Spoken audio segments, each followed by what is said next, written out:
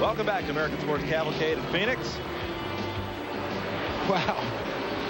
That was kind of breathtaking there down the front straightaway. These guys don't believe you can't run 4 deep into the corner. These guys are really racing hard right here. Look at the guy taking all those chances on the inside. That's Portengate, your point leader. Wonder if did somebody tell him that he had the championship clinched or something? Not possible. Not at this stage. He's gassing her up pretty good right now. Portengate finishes in the top 6 spots in this race. The championship is his no matter what the other 5 drivers do. But there are a lot of different combinations of how this could turn out. Well, it is. He's throwing pretty hard right now. But obviously has a good race car or he wouldn't be leading points. You know, Darrell, you hear every week from people, everybody has a different way of going at a championship. You've won championships. Did you ever really protect the lead?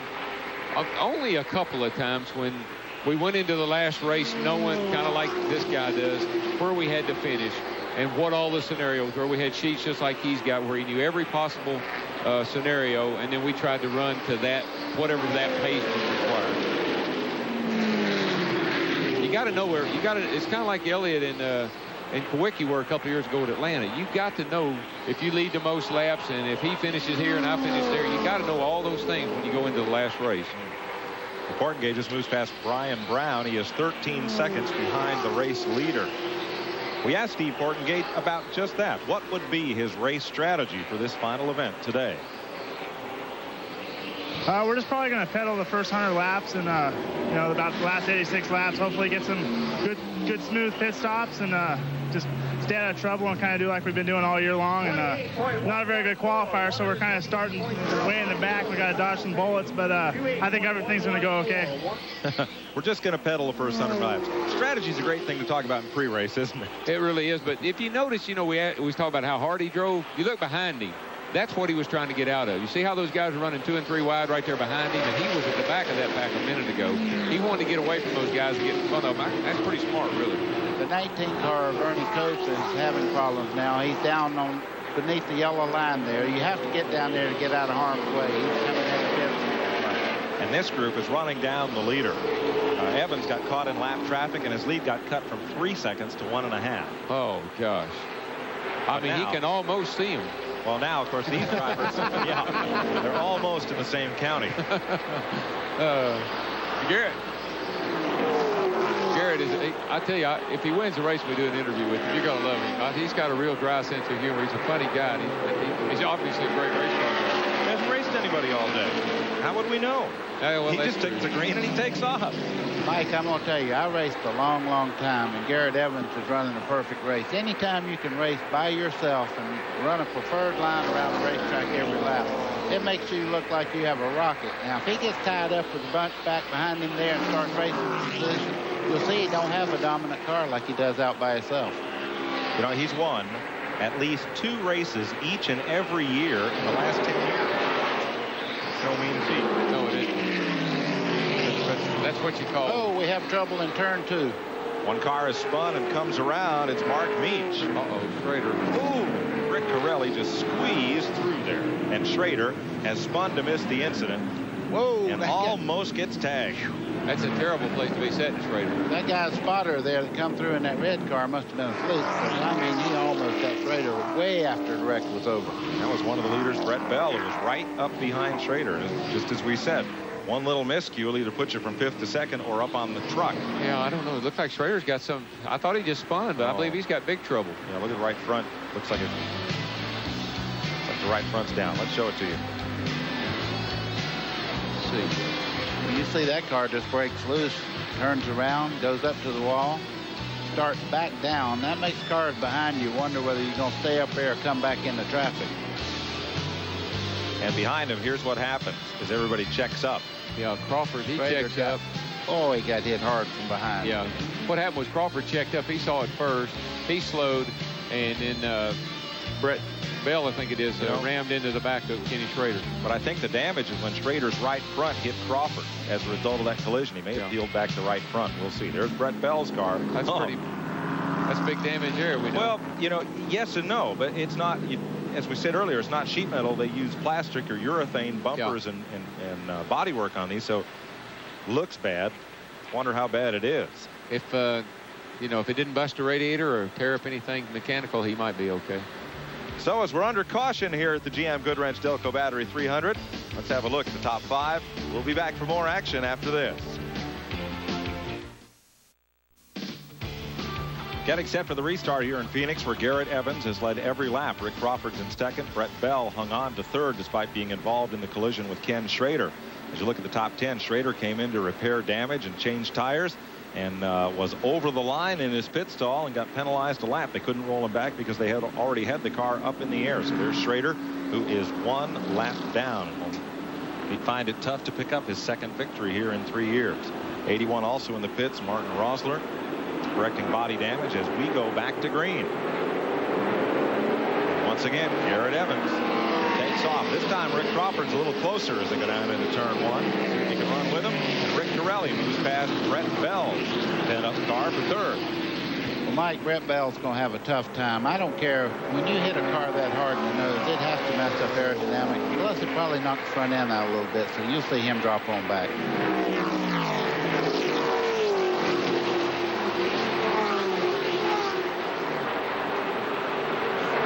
Yeah, he's definitely struggling, buddy. I think I'd have come in under that caution and worked on that thing a little bit if it had been me.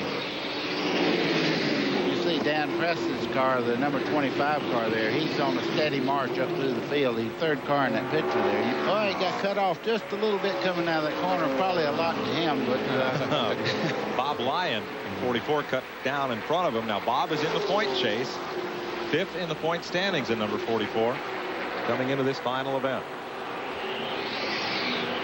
Boy, he gets crowded off that 4th turn there. The cars really get close together when they come off of turn 4. And up against the wall, 07 Lance Hooper. Hooper is the number 3-point man. Whoa, Lance. And he has crashed just underneath the Goodyear Bridge in the middle of turn 4. Caution is out.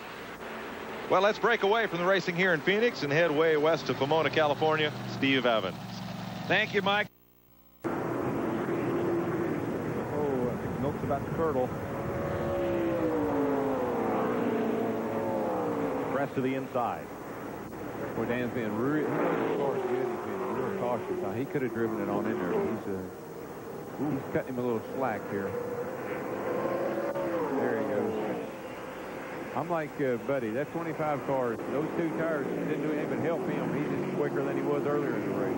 Yeah, you can watch a race car. When he cuts through traffic, he just sets them up and drives right up under them. Anytime you get that preferred line on the bottom part of the racetrack and cut that angle off on the outside car, you can move right on by. You know, Garrett Evans is slowly working his way up through there, too. It'll be interesting to see if Dan can handle him. Well, they battled back and forth all year. Press lost the championship to Evans by only 3 points in the Northwest Tour. No kidding. Gosh. So they're familiar with each other. Oh, yeah. You know, Darrell, you mentioned a while ago about Steve Portengate. One thing he won't do, he does not put himself in a pack of cars. Anytime he gets into a battle like that, he goes hard enough to get away from them, kind of run in a hole there by himself so he does not get trapped up in maybe a wreck or something like that. Smart guy. You see why he's leading the point standing. Well, there's Evans going underneath the cow car, number 17, Randy Olson. Oh, that old cow car, he's milking her again.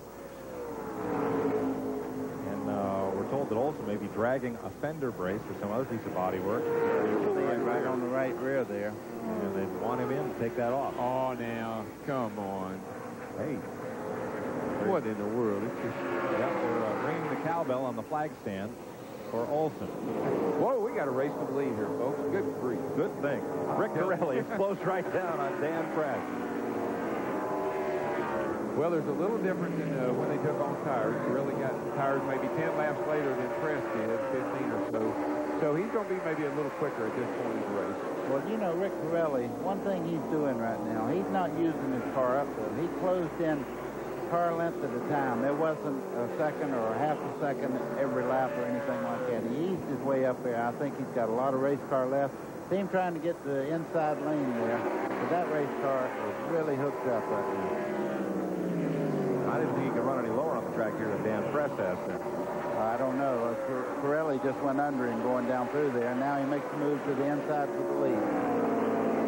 Press gives him a bit of racing room, and down into turn 3. Corelli made it look easy. Yeah, he did. That leaking fluid on the back straightaway pretty heavily. Uh-oh, it's milk. It's milk. Oh, that's a gas can. Well, let's go to Glenn in the pit. Well, guys, he came in to take care of that little problem for a gas and go, and he went before the gas got through, took off with the gas can still attached to the car. I think that's the fluid you saw leaking out. He's probably already worn a hole in that thing. Going to have to come back in unless that gas can detaches itself on its own. And it appears it's not going to. This has gone from bad to worse. Caution on the speedway. So as we're under caution here at the GM Goodwrench Delco Battery 300, let's have a look at the top 5. We'll be back for more action after this. Top 10 after the latest round of pit stops under the caution flag. Let's update what happened amongst the leaders. First, down to Glenn. Well, Mike, Rick Corelli took advantage of that caution, came in and changed the left side tires that time, and also they completely filled the car up with fuel. Opportune time for a caution for him. They weren't sure they got it full in the last time when he changed right side tires, so now they say they're ready to go the rest of the way. Also, Toby Butler came back in again and changed right side tires, made another chassis adjustment. Not happy at all with his car. Randy? Well, as far as Dan Press goes, it was likewise. They filled the car up with fuel, changed left side tires, had a little problem on the left front. A couple of the 5 lug nuts fell off, had to manually pick them back up by hand, stick them on the wheel, so he lost a bunch of spots. One other note, they did find a little blistering in the left rear, but they went quite a few laps on that set of left, so I think they're going to be okay. Thanks, Randy. They went more than half the race distance on that set of left side tires. So we'll see how it shakes out here. Getting set for green with Scott Hansen out of Green Bay, Wisconsin. And Richie Waters 4. That car that took the green first there, Mike, is Brian Droney. And I think he's at least 1 lap down, and maybe more. And he's trying to get one of those back. I don't know if he can do it or not against this competition we got here with Scott Hansen and Rick Corelli and that crowd running the way they are right now.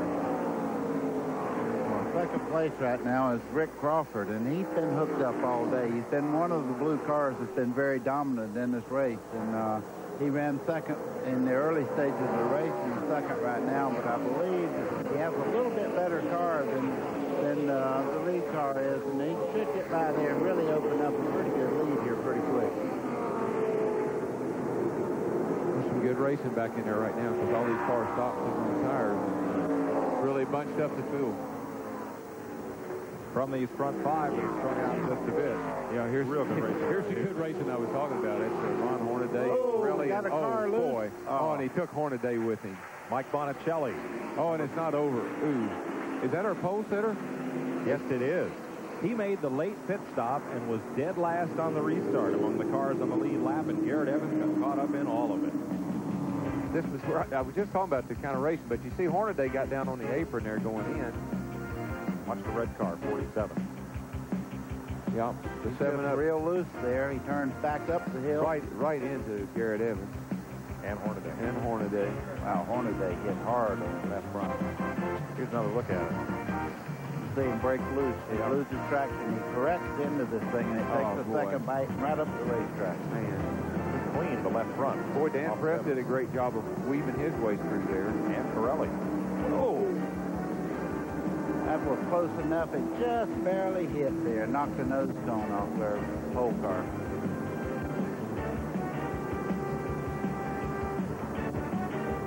As we continue under yellow, let's move over to Pomona.